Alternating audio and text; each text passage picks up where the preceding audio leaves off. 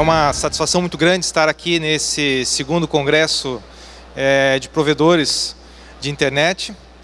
Eu quero desde logo registrar os meus agradecimentos à comissão organizadora, parabenizá-los aí pela grandiosidade, pela organização, etc. Também aqui é preciso registrar um pouco, talvez assim, da justificativa da minha interlocução, porque é preciso deixar claro que eu não sou exatamente da área técnica e fui convidado aqui especificamente para tratar de algumas questões que interessam, de certa forma, as empresas do setor, do segmento, porque elas acabam sendo impactadas pelas cobranças referentes ao custo de compartilhamento de infraestrutura em geral. Essa é uma briga, de certa forma, antiga no Brasil e acaba se colocando aí mais ou menos na lógica de Davi contra Golias, porque muitas vezes nós estamos num mercado de concorrência imperfeita, Aquelas situações em que é mais ou menos assim, pegar ou largar, são situações em que não há exatamente espaço de barganha referente aos preços dos equipamentos e estruturas compartilhadas. A minha formação é na área jurídica, então evidentemente eu peço aqui que me desculpem se deixo a desejar de qualquer forma na explicitação daquilo que está relacionado a conceitos de ordem técnica.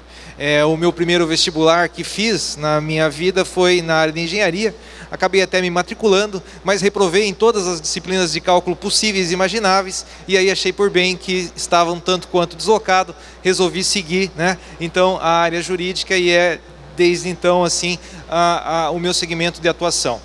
Bom, a título de encaminharmos a nossa perspectiva, então o tema da nossa palestra.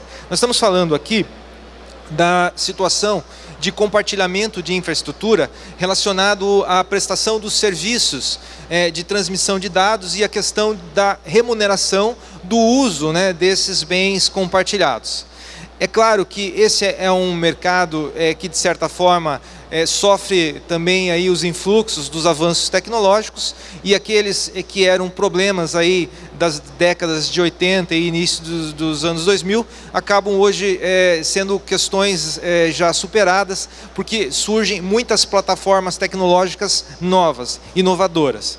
Mas, de certa forma, é preciso lembrar que a regulamentação legal, vamos dizer assim, aquilo que nós estamos falando de legislação brasileira, ela sempre se dá um passo atrás. Então, o fenômeno jurídico, ele não consegue estar aí dando as respostas desejadas na mesma velocidade em que ocorrem esses avanços tecnológicos. Então, nós temos, assim, uma espécie de marco legal que fica um tanto quanto defasado, porque ele trata ainda no plano das questões ligadas ao mercado de telecomunicações e não exatamente estabelecendo aí as nuances, descendo aí para o âmbito dos diversos players, dos diversos segmentos de atuação, nessa questão que interessa aí para as sociedades de massa, etc. Basicamente, a legislação ela vai cuidar de estabelecer o quê? A regulamentação pelo uso de instalações que foram construídas muitas vezes para servir de base a determinadas situações de serviços públicos que acabam então sendo utilizadas aí em outros ramos, Então são questões que interessam aí muitas vezes para o segmento de energia elétrica, água, saneamento, gás, telefonia, rodovias, ferrovias, E aí nós estamos falando do compartilhamento daquelas estruturas físicas, como postes, torres, dutos, etc., subsolo urbano, servidões administrativas e por aí vai. Por que da importância de regulamentar legalmente esse segmento? Ora, em primeiro plano, porque a legislação brasileira ela traz uma promessa de universalização dos serviços. Então, na medida em que nós tenhamos compartilhamento, a ideia é que ganhemos na questão de custo e que isso possa resultar em proveito e utilidade para o usuário final, o consumidor que está lá na ponta e que deseja um serviço de qualidade a preços e tarifas módicas. Estamos falando tanto daquilo que então interessa para as provedoras e empresas do gênero, como também para a lógica do consumidor final. É evidente que aqui esse tipo de ambiência, esse tipo de regulamentação surgiu a partir dos momentos de privatização lá da década de 90. Porque antes disso, quando não haviam aí as aberturas para a privatização desses serviços públicos, tudo de certa forma estava lá no controle e na centralidade do Estado. Então o Estado, pelas suas diferentes formas de atuação, ele acabava cedendo reciprocamente os mecanismos lá de infraestrutura para diferentes órgãos da administração pública. Mas, com aquele movimento lá das privatizações que, vamos dizer assim, se deram no âmbito da década de 90 em relação inicialmente ao fenômeno das telecomunicações, passou a se colocar o problema da utilização desses bens que antes estavam numa espécie de circulação ampla. Então, claro, quando a gente fala de serviço público, é preciso lembrar que esse serviço ele é da titularidade da União. A União pode, eventualmente, optar pela prestação dos mesmos, é bom que não o faça, porque isso acaba não dando a resposta no tempo e adequação desejada, ou ela pode ceder, então, em regime de delegação para terceiros. Aí, depois da emenda constitucional número 8, aí surgiu uma lei no Brasil que, então, regulamentou os serviços de telecomunicações, talvez conhecido dos senhores, a Lei Geral de Telecomunicações, a 9472. E lá ela, então, trouxe embrionariamente esse conceito da regulamentação do custo das infraestruturas compartilhadas. O artigo que interessa, que dá base, muitas vezes, para todas as discussões jurídicas em relação a esse tema, é o artigo 73, porque lá ele fala: prestadoras de serviços de telecomunicações de interesse coletivo terão direito à utilização de postes, dutos, condutos e servidões pertencentes ou controlados por prestadoras de serviços, de forma não discriminatória e a preços e condições justos e razoáveis. Aí, depois disso, tivemos ainda algumas outras leis específicas, como é o caso da Lei 11.934, que tratou especificamente da questão das estruturas para postes e torres, no sentido de criar até uma proteção urbanística e de saúde pública em relação a campos eletromagnéticos. Essa lei de 2009, ela reforçou aquela regra do artigo 73. Mas veja que nós estamos então nessa situação.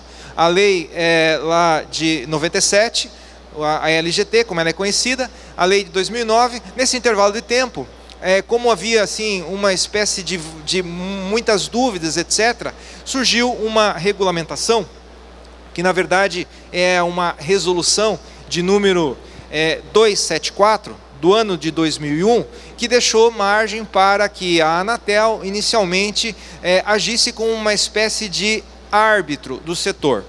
Então, para ficar claro, a Lei Geral de Telecomunicações, de 97, ela delegou para a Anatel o controle dessas situações relativamente a custo de infraestrutura. E a Anatel, então, fazendo o seu papel, editou uma resolução. Aqueles que não são exatamente da área, é só para deixar claro aqui uma ressalva. A resolução, ela se dá no campo da regulamentação de questões que estão na lei. A resolução, ela não tem força legal de lei e, portanto, ela não pode se sobrepor à legislação federal. A legislação federal trata da modicidade das tarifas de preço justo e razoável.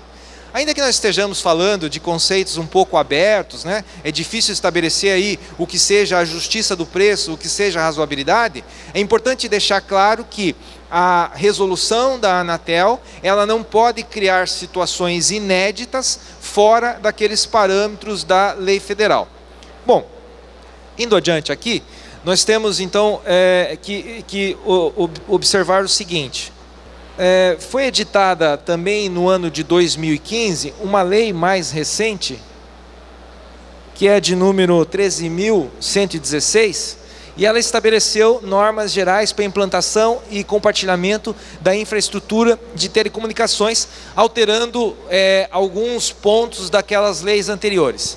Então, aquele marco legal da LGT estava relacionado a um conflito entre operadoras de segmentos distintos. É como se discutíssemos, então, as discussões entre concessionárias de energia, concessionárias de telefonia.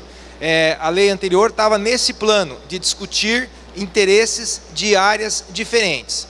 essa lei mais recente, de 2015, ela é focada nas questões que interessam ao mercado geral de telecomunicações. E aí já começa a haver um afunilamento para aquilo que interessa para os senhores que são da área aí de provedores, etc. Bem, essa legislação, então, ela vai estabelecer em seu artigo 3º algumas questões lá, conceitos técnicos. Ela fala em capacidade excedente, compartilhamento de infraestrutura, etc. Esse conceito de capacidade excedente, ele também é mais ou menos fundamental, porque ele passou por uma evolução histórica. Inicialmente, com aquela lei lá de 97 e com a regulamentação da ANEL do ano da Anatel, perdoem, do ano de 2001, ficou mais ou menos dito o seguinte: apenas a estrutura detentora de equipamentos poderia dizer aquilo que ela tinha de excedente a fim de compartilhar com terceiros. Então isso já gerava uma espécie de assimetria. Por quê? Porque se simplesmente ela se reservasse mercado, se reservasse aí o uso daqueles equipamentos, sobrava pouco ou quase nada para compartilhar. E quando a gente imagina um menor espaço de compartilhamento, nós estamos falando, por via reflexa, aumento de custos, né? Menos estrutura a compartilhar gera reflexamente maior custo. A lei, no entanto, lá de 97, ela foi deixada um pouco mais clara para retirar essa margem de discricionariedade daquelas entidades que eram detentoras de infraestrutura. E aí, isso, então, facilita um pouco, né, aquelas questões que interessam aí para os senhores. Eu não vou me ater exatamente ao detalhamento lá, né, das questões que estão no plano legal, mas tem aqui um outro conceito que interessa para nosso exame, para nossa análise, que é da distinção entre serviços de telecomunicações de interesse coletivo e aqueles que são de interesse restrito. Então é aqui que reside, muitas vezes, aquela verdadeira batalha Davi contra Golias. Por quê? Porque os grandes players do segmento de telefonia, eles são considerados legalmente como prestadores de serviços de interesse coletivo.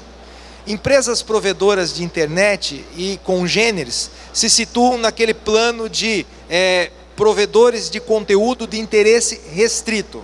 Então,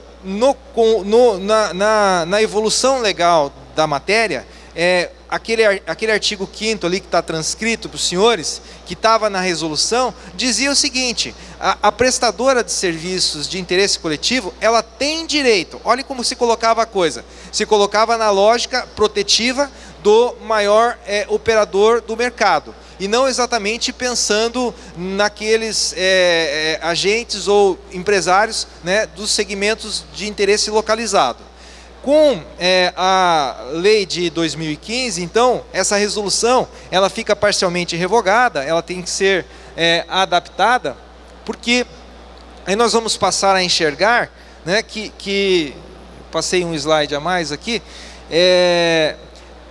a resolução falava: o compartilhamento dá-se por meio da utilização de capacidade excedente. E a resolução dizia: a detentora ela tinha então a prioridade no uso da infraestrutura. E como tal, né, ela podia então se reservar espaço para explorar propriamente os seus interesses, não exatamente cedendo a terceiros.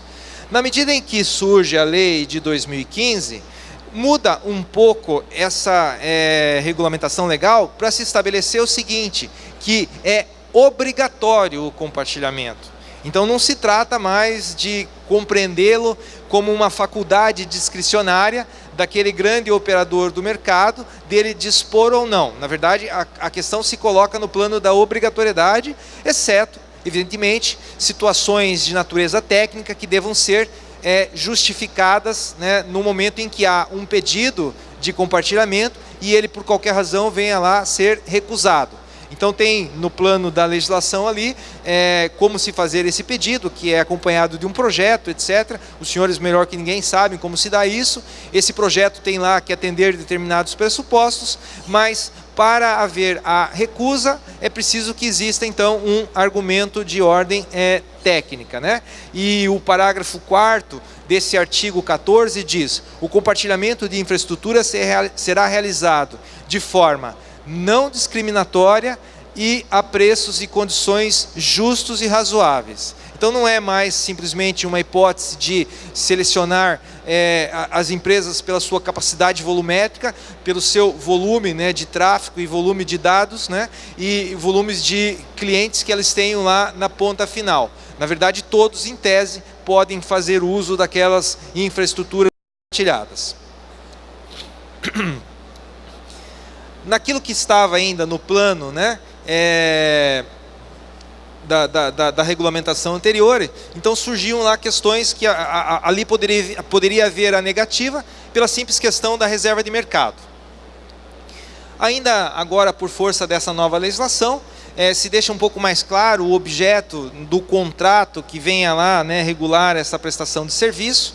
Então, tem que se estabelecer claramente as questões lá relacionadas ao objeto em si da estrutura compartilhada, como se dará, enfim, a cobrança, né, de preço, etc. Eu já vou chegar mais detidamente nessa questão final, né, de como o mercado tem atuado naquelas situações de conflito, porque é preciso reconhecer que estamos naqueles segmentos de concorrência imperfeita, onde não existe exatamente o poder de barganha e simplesmente há quase que uma imposição unilateral, mais ou menos do tipo pegar ou largar, né? E aí as pequenas empresas do segmento ficam um pouco à mercê disso tudo. Então, no que interessa aqui em relação ao tema, a regulamentação lá da resolução de 2001 dizia no seu artigo 25: os preços a serem cobrados e demais condições comerciais devem assegurar a justa remuneração de custos alocados à infraestrutura. Essa questão ela é importante para deixar claro que o compartilhamento tem que se dar a parâmetros de divisão de custo, e não exatamente para gerar um spread, né, uma receita adicional para aquele que seja lá o detentor da infraestrutura. Claro, porque se nós estamos falando lá do detentor da estrutura de poste, nós precisamos lembrar que ele atua no segmento de energia, e ele já tem as suas receitas provenientes daquela área. Quando surgiu essa situação de cobrança de custo, percebam, eles passaram a ter uma receita adicional. E isso não estava exatamente lá no plano, né, da concessão que aquela empresa de energia tinha recebido. Esse é um conceito muito importante e já justifica como brigar isso lá na ponta, se houver casos de conflitos jurídicos, né, levados ao judiciário. Vejam, muitas vezes conhecer o contrato de concessão lá daquela outra empresa detentora de infraestrutura é importante para que saibamos de como ela tira a sua receita. Se o contrato dela foi feito numa lógica de equilíbrio financeiro e ela tinha margem de lucro da sua atividade fim, não é justo, não é razoável que ela venha ganhar receitas extras daqueles outros que a partir daí usarão da infraestrutura compartilhada. Então, o que a resolução lá de 2001 já deixava claro é que a ideia de preço justo e razoável é o preço de manutenção, é o preço, né, que vai ser rateado entre todos aqueles que ali utilizem da questão. E eles estabeleceram lá no ano de 2001 uma espécie de tabela de referência que poderia servir ali para que os diferentes interessados viessem a firmar os seus contratos, né, os seus contratos de prestação de serviços. O que aconteceu desde então, né? No ano de 2014 foi editada uma resolução conjunta da ANEEL, Agência Reguladora de Energia, e da Anatel, Agência Reguladora de Telecomunicações, e eles tentaram mais ou menos balizar o que seria esse preço justo e razoável, considerando a diversidade regional brasileira, considerando as situações, né, vamos dizer assim, situação de interesse local, questões, né, relacionadas a custos adicionais, etc. Então, passou a se utilizar dessa resolução como tabela de referência para os diversos contratos da área. Uma discussão que também surgiu aí no contexto dessa resolução é que, como ela é do ano de 2014, passou também a se dizer que ela não seria aplicável como critério de referência para os contratos anteriores. Então, quem tivesse lá eventualmente contratado, né, serviços compartilhados em 2012, em 2007, 2008, etc., estava sujeito mais ou menos àquele parâmetro anterior.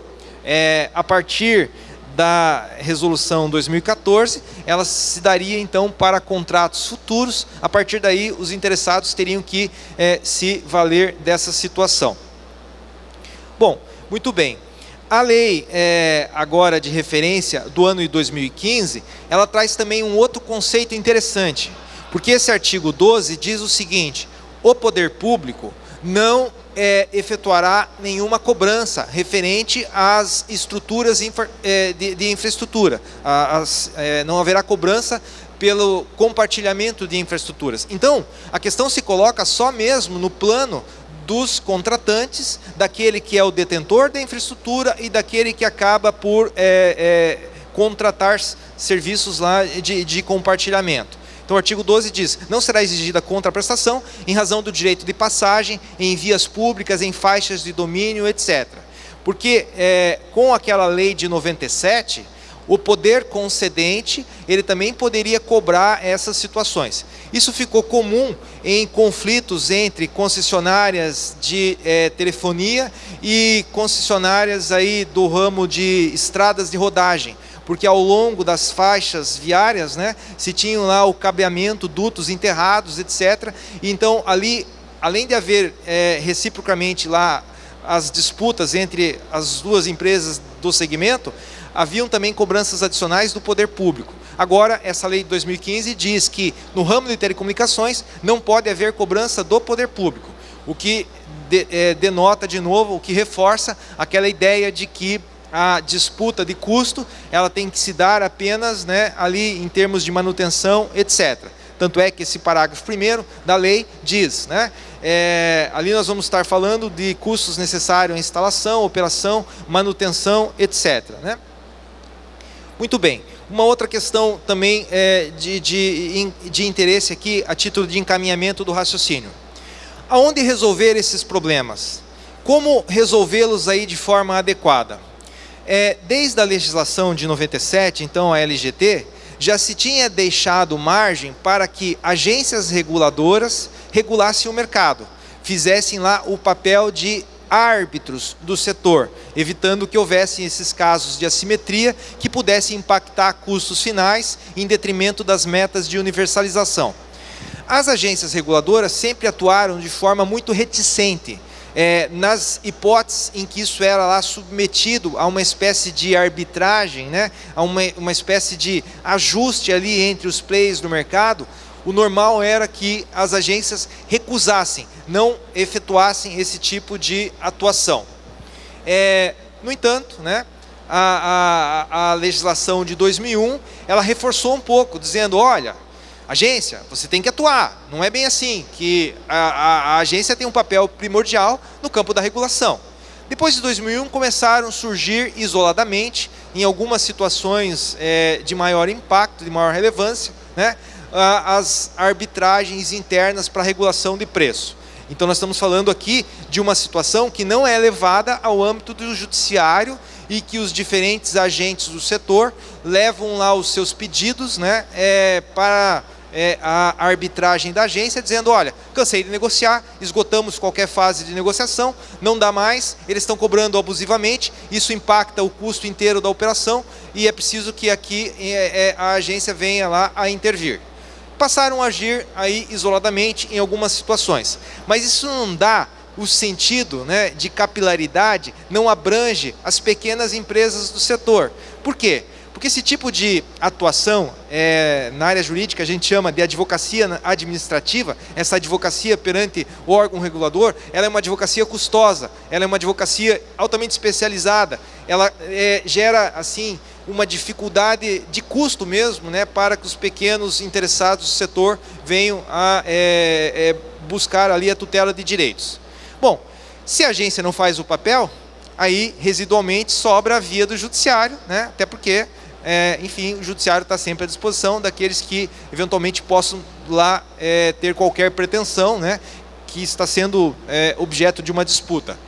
A partir daí começaram a surgir demandas judiciais, seja no segmento entre concessionários de energia, concessionários de telefonia, ou seja mesmo no segmento das empresas de telefonia, provedores de internet, já num segmento mais localizado no que interessa a área dos senhores.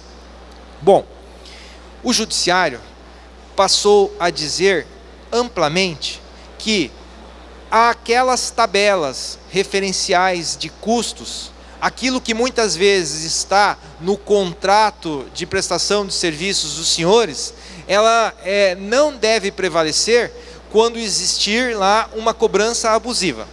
Então o judiciário passou a ser favorável, em tese, à possibilidade de rever contratos para barateamento de custos. O problema é que nós caímos invariavelmente, de novo, naquela discussão lá sobre o que é preço justo e razoável. E aqui que eu queria, talvez, assim, né, deixar um pouco dessa mensagem, porque é aquilo que interessa para os senhores, né, é como talvez trabalhar isso estrategicamente, como buscar aí inicialmente esse equilíbrio de forças, né, no mercado, evitar então essa enorme desproporção. Bom, se interessar localizadamente para uma determinada empresa do segmento de internet, provedores, etc., discutir o preço do seu contrato, pode fazê-lo individualmente. Não há nenhum problema nesse sentido, né?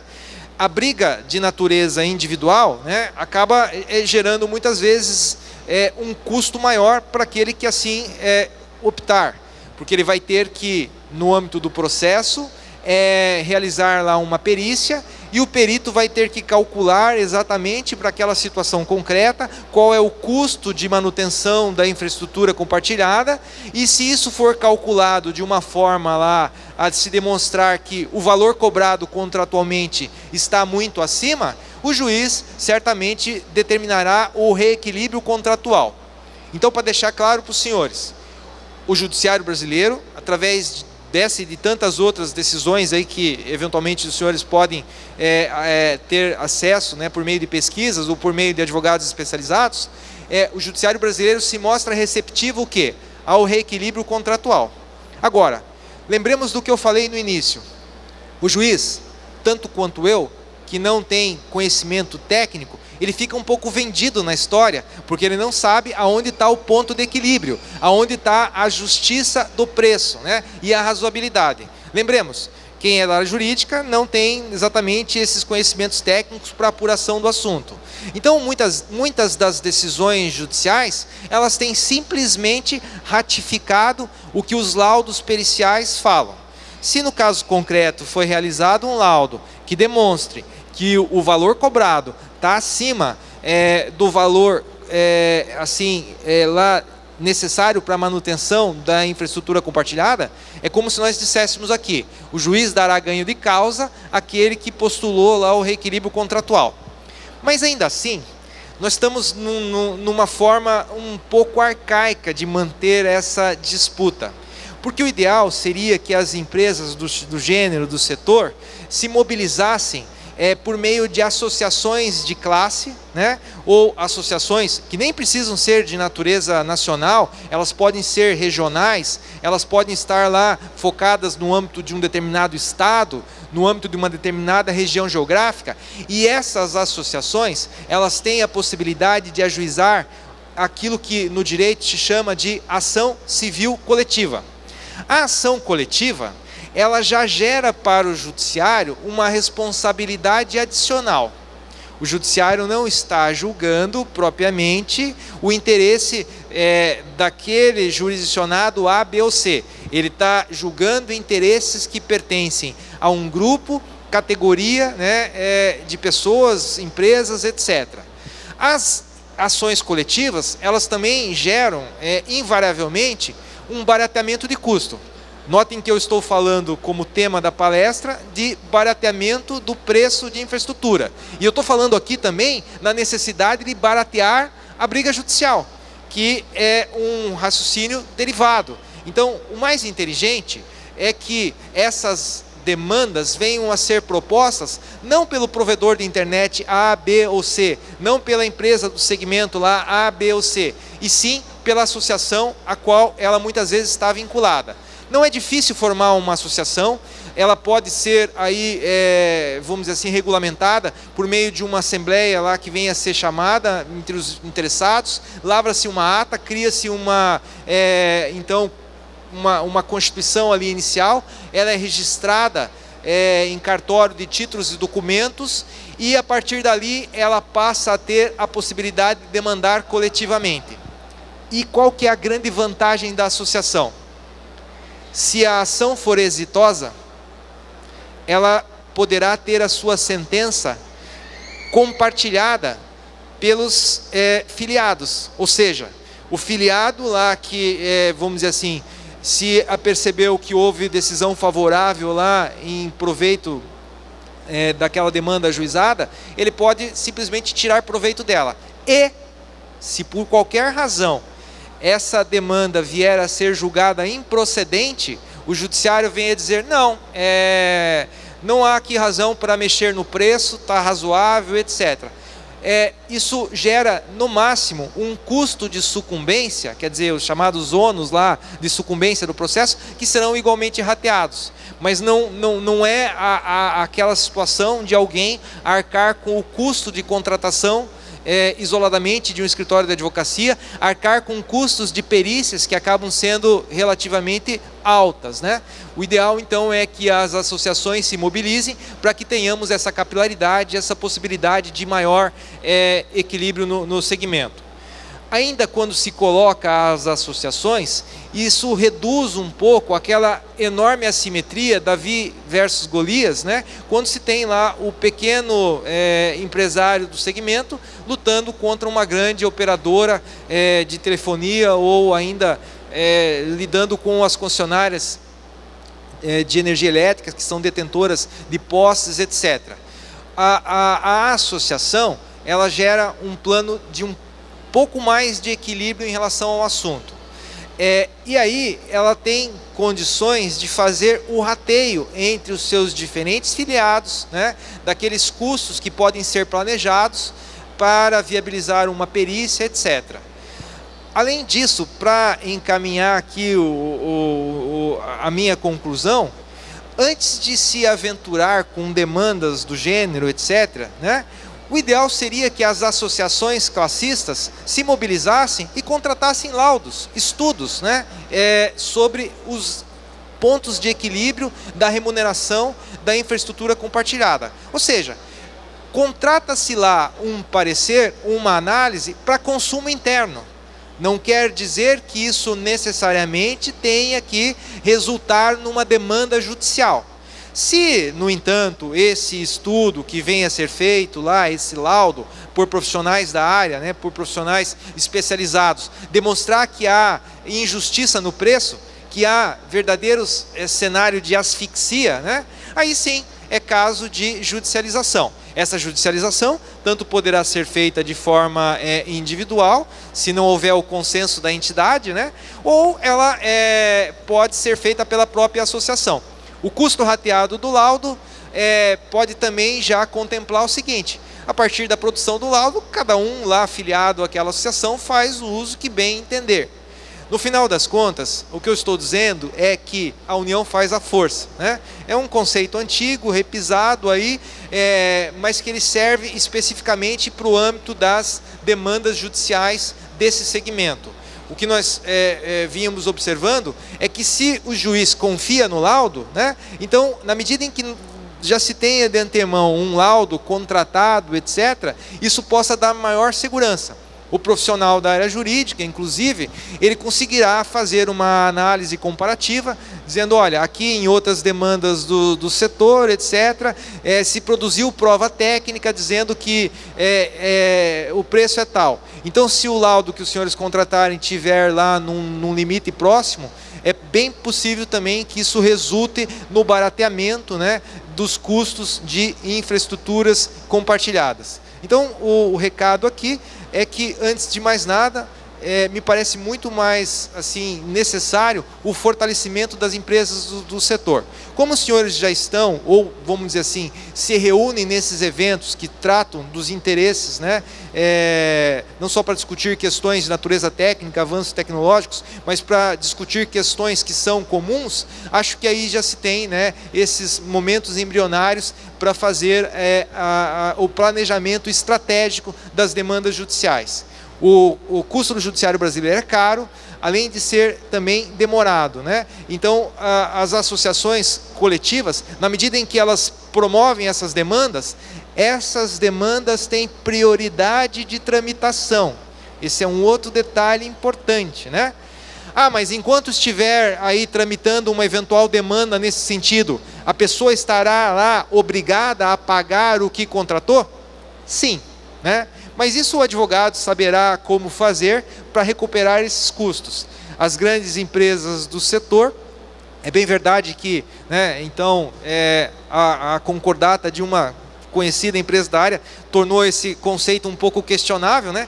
Mas elas até então eram tidas e são consideradas solventes, de modo que pode simplesmente haver, com o resultado favorável da demanda judicial, uma situação de compensação. Quem pagou mais durante um lapso de tempo dilui aquilo nos pagamentos futuros, e quando os senhores brigam desta forma, estão brigando pelo cliente final, estão mantendo aquela promessa constitucional, né, de inclusão. Numa sociedade brasileira como a nossa, com tantas assimetrias, essa questão da inclusão digital e tecnológica, ela serve inclusive para dar dignidade, né, para as pessoas. É quase como se nós disséssemos aqui, os senhores não estão só tratando de uma questão de natureza econômica sobre a manutenção, né, e a subsistência do serviço prestado, mas estão, em última análise, entregando aqueles conceitos que a legislação brasileira assumiu e que a Constituição tanto deseja, né, a criação de uma sociedade mais justa, mais igualitária e que promova a participação de diferentes segmentos. Eu me despeço aqui, né, os senhores têm ali o meu nome, para qualquer dúvida eu também fico à disposição. Estou vendo aqui no vídeo que nós temos 3 minutos, então talvez uma ou outra pergunta, se for de interesse dos senhores. Bom dia, eu me chamo Elcia, sou do Tocantins. Tem uma resolução conjunta da Anatel e da ANEEL, sim, que determina lá o preço que seria justo e razoável, né? Por que as empresas de energia não aceitam essa resolução, e se o judiciário tem isso por base para determinar alguma coisa? Então, exatamente essa a grande questão que eu tentei aqui colocar, porque a resolução, ela tem força de resolução. No ordenamento jurídico brasileiro, ela está abaixo da lei, quer dizer, ela não pode se sobrepor àquilo que está na legislação. E o marco regulatório, então, a legislação que é aplicável ao setor, ela fala da questão lá do preço justo e razoável. O que nós temos observado é o seguinte, né? Isso surgiu em estados como Goiás, Bahia, em vários outros, né, estados brasileiros. Muitas vezes a empresa lá, concessionária de energia elétrica, né, ela, vamos dizer assim, disponibilizar suas estruturas, ela pratica preços já de largada superiores ao da resolução, né? Por que ela faz isso? Simplesmente porque ela está no plano, basicamente, de um modelo de contratação por adesão. Não há exatamente margem de discussão, né, quanto àquilo que o aderente, o interessado, venha lá a desejar. Ainda que ele diga, não, mas esse preço não é praticável, ele não é, vamos dizer assim, viável economicamente, ele não dá sustentação de médio e longo prazo para a operação. Pois é o que eles praticam, e aí é mais ou menos a lógica do pegar ou largar. E é justamente por isso que o judiciário brasileiro tem se mostrado favoravelmente às revisões contratuais, às revisões de cláusulas contratuais, para muitas vezes deixar o valor final, inclusive abaixo daquele valor de referência. Porque aquele valor de referência da resolução é como se ele fosse um valor de teto, né? Pode-se cobrar até aquele patamar. Agora, a empresa de concessão de energia, ela poderia ter os seus custos completamente absorvidos pela atividade fim, e aquilo entraria meramente como uma receita adicional. O que a lei de 2015 tratou é que não pode haver custo não pode haver cobrança para o poder público. Então, o valor cobrado deve ser tão somente compatível com manutenção. A palavra, né, para resumir tudo, seria manutenção. O quanto é necessário para a manutenção da infraestrutura compartilhada? Pronto, rateia-se entre os interessados. Tá bem?